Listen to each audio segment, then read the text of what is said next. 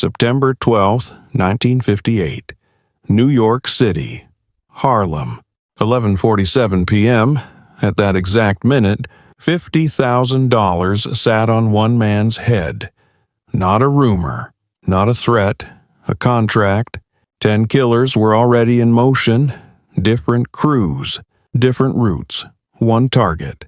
Ellsworth Bumpy Johnson. What nobody in that room knew was this: Bumpy Johnson had known about the bounty long before that night. And instead of running, hiding, or striking first, he did something no gangster was supposed to do. He waited. Because this story is not about bullets. It's about timing, it's about patience, and it's about what happens when power doesn't panic. By 1958, Harlem was not just a neighborhood. It was a pressure point. Money flowed through it quietly, numbers games, backroom deals, political favors, and every dollar passing through Harlem was supposed to belong to the Italian mob. Supposed to.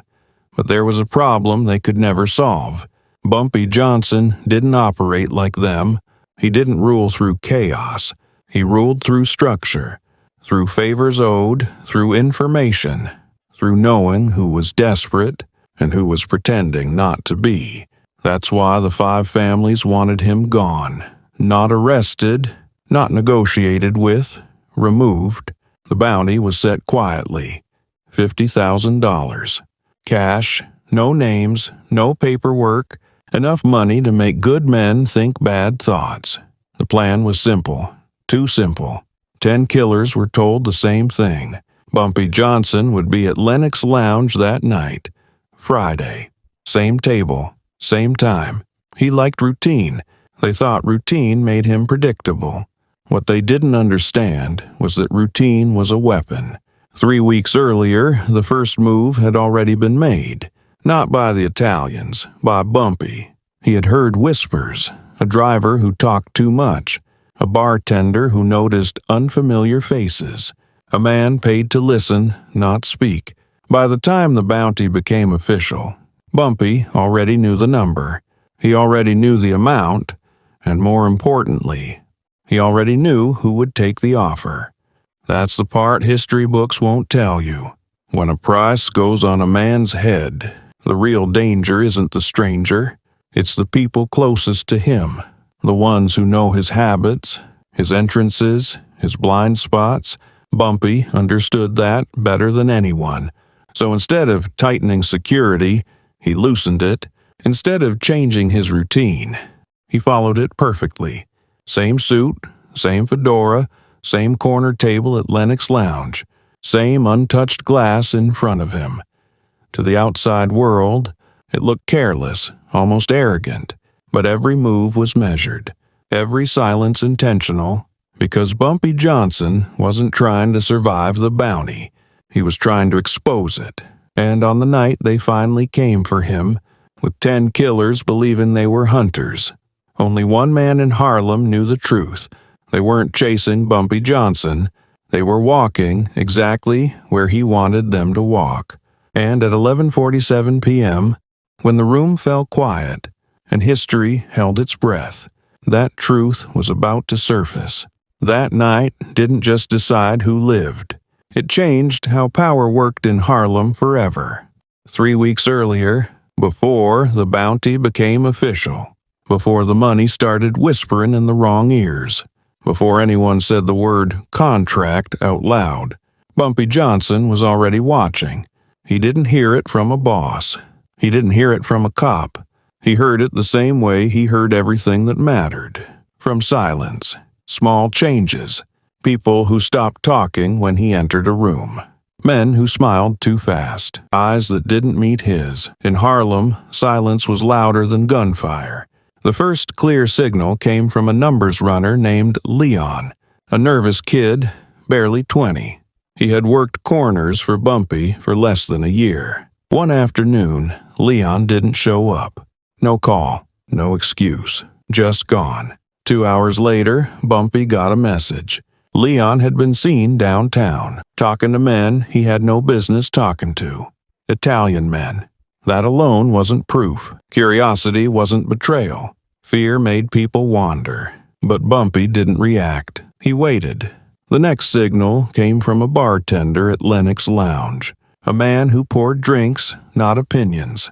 He told Bumpy something simple. Different faces, same questions. Who comes in first? Who leaves last?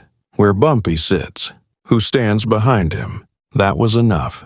By the end of that week, Bumpy knew a move was coming. Not a negotiation, not a warning, something final. Most men in his position would have responded the same way. More guards, more guns, more noise. Bumpy did the opposite. He reduced his circle, not because he trusted fewer people, but because he trusted his instincts more. That's when the pressure started. Not from the Italians, from his own people. Rumors spread fast, too fast. Someone said the Italians were offering serious money.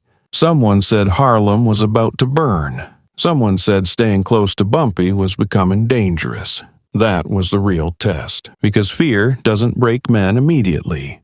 It cracks them slowly. Bumpy watched who cracked first. A driver asked for time off. An enforcer suddenly talked about moving his family. A man who had never complained started asking questions. Too many questions. Bumpy didn't confront them. He didn't accuse anyone. He listened. And in those conversations, one pattern became clear. Everyone was afraid of the same thing: money. Not greed. Not ambition. Survival. Hospital bills. Debts. Children. A future that felt closer to collapse than promise. That's when Bumpy understood exactly how the Italians would play it. They wouldn't send strangers. They would buy proximity. They would turn someone trusted. Someone close enough to touch him. Someone who believed they had no other choice. That realization didn't make Bumpy angry. It made him calm, because now he wasn't guessing anymore. Now he was planning. The first thing he did was nothing. No sudden moves. No warnings. No visible reaction. He kept showing up. Kept sitting at the same table. Kept drinking the same drink. To everyone watching, it looked like ignorance. But Bumpy wasn't ignoring the danger. He was feeding it confidence. And confidence makes men sloppy. By the second week, the Italians were sure of one thing. Bumpy Johnson had no idea. They were wrong. What they didn't know was that Bumpy had already identified the weakness. Not the killer, not the weapon. The moment. The exact second when a man would have to decide whether money mattered more than loyalty. That was the moment Bumpy wanted to control, so he let the pressure build. He let fear do its work, because when the time came, he didn't just want to stop the hit. He wanted everyone to see who chose what, and why. The offer didn't come through force. It never does. It came quietly, in a parked car. With the engine running, one man was approached, not because he was weak, but because he was close. His name doesn't matter as much as his position. He wasn't a boss. He wasn't a shooter. He was someone who stood near Bumpy every day, close enough to see his habits, close enough to feel trusted, close enough to be invisible. The Italian sent a man who didn't look like trouble. No scars, no raised voice. Just calm words and clean shoes. He spoke slowly, carefully. He didn't insult Bumpy. He didn't threaten him either.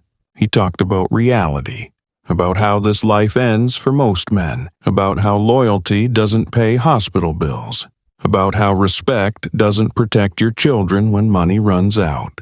Then he showed the cash, $50,000, clean, immediate, enough to disappear, enough to start over. Enough to make fear feel reasonable. The man listened. He didn't answer right away. That hesitation was everything, because the moment he didn't say no, the deal had already begun. What the Italians never understood was this: Bumpy Johnson had already predicted the approach. Not the words, not the location, but the logic. They would find someone under pressure, someone with something to lose. Someone who thought he was making a smart choice. Bumpy had seen it before. So, when the man didn't come home on time that night, Bumpy already knew why. He didn't call him. He didn't send anyone to follow. He waited. The next morning, the man showed up like nothing happened. Same posture, same tone, but something was off. He talked less. He avoided eye contact. He smiled when no one was joking. Guilt has habits, and Bumpy knew them all. Still, Bumpy said nothing, because confrontation too early ruins everything. Over the next few days, the pressure increased. More money was promised. Escape routes were explained. New identities were mentioned. The plan was clean. Walk in. One moment. One shot. Walk out. Simple plans are the most dangerous. They make men stop thinking. That was the trap. Because while the Italians were planning an execution, Bumpy was planning a lesson. He didn't want a body. He wanted a message. A message that would travel faster than bullets. A message that couldn't be denied. So he made a decision most men would never make. He allowed the betrayal to continue. Every day he watched the man carry the weight of it. The hesitation, the fear, the exhaustion. Bumpy saw a man being crushed by a choice he thought would save him. That was the moment Bumpy chose not to kill him. Not yet, because killing a traitor ends a problem. Exposing one changes the rules. And Bumpy Johnson wasn't interested in endings. He was interested in control. By the end of the second week, everything was set. The money was ready. The date was locked. The location confirmed. Friday night, Lennox Lounge. The man agreed. What he didn't know was that the moment he agreed, he stopped being a killer. He became a witness. And Bumpy Johnson was already 3 moves ahead. Bumpy Johnson didn't move fast after the deal was made. He didn't rush. He didn't tighten his circle or start shouting orders. From the outside, nothing changed at all. Same schedule, same walks, same Friday nights at Lennox Lounge. That calm was deliberate. Panic creates patterns, and patterns get noticed. Bumpy needed the opposite. He needed the city to relax. While the Italians believed the plan was locked, Bumpy began shaping the outcome, quietly, patiently, started by confirming something far more important than names. He confirmed timing. He wanted to know when fear would peak, when doubt would be highest, when a man under pressure would finally commit. That moment mattered more than the bullet itself. Bumpy understood something most men in his position never did. Power isn't proven by how fast you react. It's proven by how long you can wait without flinching. Anyone could order a killing. Anyone could disappear a problem. But Bumpy wasn't interested in solving this quietly. He wanted it remembered. Over the next several days, he watched everything. The way people entered rooms. The way conversations stopped and restarted. He noticed who stood closer than usual and who kept their distance. He noticed who avoided his eyes.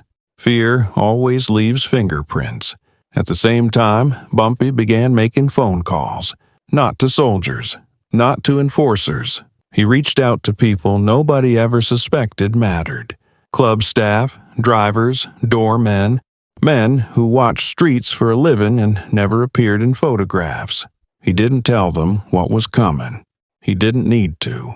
He only asked them to be present, to remember, to notice, because witnesses were part of the plan. Then came the most dangerous decision of all. Bumpy chose not to warn the man who had taken the money.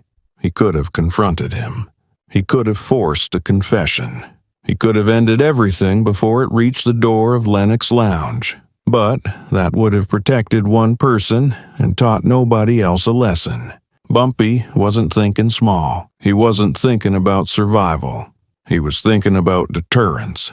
If the Italians failed quietly, they would try again. Different man, different offer, same result.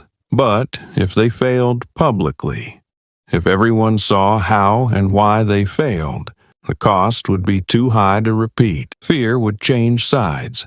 That was the real strategy. As Friday approached, Bumpy made sure everything looked normal. He wore the same tailored suit. He arrived at Lennox Lounge at the same time. He sat at the same table. He even ordered the same drink and barely touched it. Anyone watching would see comfort, confidence, routine. What they wouldn't see was the preparation underneath, the positioning of people, the timing of arrivals, the way the room filled before midnight. Bumpy knew exactly where he wanted everyone when the moment came, because this wasn't just about catching a traitor. It was about teaching everyone, else what happened to men who believed money mattered more than loyalty. By the time Friday night arrived, the Italians were confident. Too confident. They believed they had done something rare, something clever. They believed they had turned someone close enough to end it cleanly. They believed Bumpy Johnson was walking into that club unaware. What nobody on their side understood was that the most dangerous man in Harlem already knew how the night would end. Not the details, not the words, but the outcome. He wasn't waiting to see if he would survive. He was waiting to see who would reveal themselves. And Lennox Lounge was about to become the stage. Friday night arrived with an ordinary rhythm. Jazz floated through Lennox Lounge. Patrons laughed, talked, and clinked glasses. Nobody noticed the tension under the surface. Nobody saw the quiet calculation in the corner. Bumpy Johnson sat at his table, gray suit impeccable, eyes scanning the room. He didn't appear nervous. He appeared calm, comfortable, in control. That control was everything. Outside, the city thought he was just another man enjoying a Friday night. Inside, he was a predator watching a trap unfold. Minutes stretched. Conversations hummed. Music played. And then, as if the room had collectively held its breath, the moment arrived. A man approached from the shadows, hand inside his jacket, gripping the money and the gun he thought would make him rich. He moved close to Bumpy, the distance measured in heartbeats, and then the click. The sound that echoed through. The room was quieter than a gunshot, but heavier than any insult. Nothing fired. The gun betrayed him. Silence fell. Patrons froze mid-sentence. The band stopped mid-note. 100 eyes turned to the same corner. And there, calm as ever, Bumpy Johnson looked at the man, not with anger. Not with surprise, with disappointment. Those 5 words, barely audible, carried more weight than bullets. "I've been counting on you." The man's knees gave out. His face betrayed every ounce of guilt he had carried for weeks. Bumpy reached into his jacket. He didn't need to say more. The money, the promise, the trap, it was all visible in that single movement. The lesson was learned in silence. Loyalty mattered more than greed. Respect could not be bought. Every witness saw it. Every enemy knew it. And in that room, under the dim lights of jazz and murmurs, the power shifted. Bumpy Johnson didn't need to kill anyone. He didn't need to shout. The quiet demonstration of foresight, patience, and understanding had rewritten the rules of Harlem. From that night forward, every man who considered betrayal, every mobster who thought money could sway loyalty, knew that Bumpy Johnson was always 3 steps ahead. The Italians would back down. The city would talk. The lesson would travel faster than any gun. And the man who thought he could buy his way out of danger walked, out with nothing but the memory of what he had attempted. Bumpy returned to his drink, finally taking a sip, finishing it as if nothing had happened. But everything had happened, and the streets of Harlem remembered. After the silence, the lesson didn't end. Bumpy didn't just demonstrate foresight. He demonstrated control. Every eye in Lennox Lounge had seen it. Every gangster in the room understood the hierarchy had shifted. It wasn't muscle that won that night. It wasn't fear or bullets. It was knowledge, the ability to predict, to manipulate, to be 3 steps ahead while everyone else stumbled in real time. Bumpy Johnson leaned back in his chair, and, for a moment, he was just another man sipping cognac. But everyone watching knew differently. The Italians thought they had leverage. They thought money and threats could sway loyalty. History would remember them as the men who underestimated Harlem's protector, the man who believed in respect over intimidation, in patience over brute force, had rewritten the rules. Outside, the streets were quiet. Jazz still floated in the air, but the whispers had changed. The story of that night spread like wildfire. Men who had considered betrayal now reconsidered. Loyalty became currency more valuable than gold, and the one who had tried to buy it walked away humbled. Bumpy didn't need to explain. He didn't need to repeat himself. The room had learned. Loyalty, strategy, patience, respect. These weren't abstract ideals. They were tools of survival, weapons sharper than any steel. Weeks later, the Italians would call emergency meetings. Carlo Gambino, Frank Costello, men used to control through fear, now faced an unmovable fact. Harlem belonged to Bumpy Johnson. Trying to take it would cost more than they were willing to pay. And every man who had been present at Lennox Lounge that night carried the lesson forward. Bumpy had played the long game. He had set the stage, orchestrated every move, and turned a potential disaster into a masterclass in strategy. By the time the night ended, nothing looked out of place. Patrons laughed, music played, drinks were poured, yet every man left with an understanding that power didn't need to be loud. It only needed to be precise. And Bumpy Johnson, the quiet strategist of Harlem, had proved that being 3 steps ahead was all that mattered.